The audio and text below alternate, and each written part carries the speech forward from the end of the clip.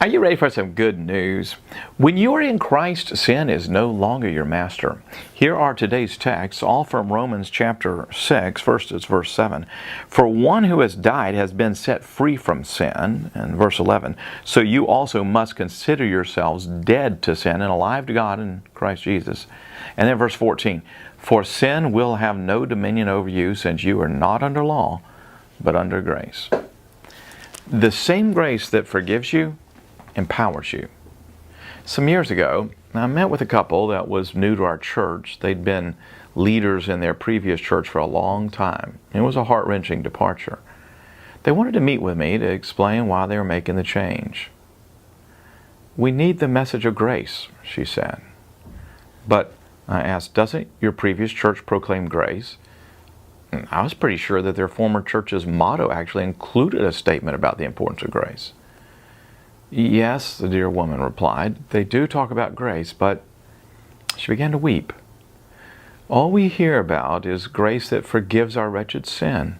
It's never grace to overcome our sin. So I just leave church more aware of my sin, but without hope. Paul made it clear to the Romans, sin will have no dominion over you. It doesn't mean that we never sin. It means that we don't have to sin. God's grace doesn't just save you, it sanctifies you. The 77th question of the Westminster Confession beautifully describes the distinction between justification and sanctification. Although sanctification is inseparably joined to justification, the two are distinctly different. In justification, God imputes the righteousness of Christ to believers. In sanctification, His Spirit infuses believers with grace and enables them to use it. In the former, sin is pardoned. In the latter, it is subdued. Your sin isn't merely pardoned.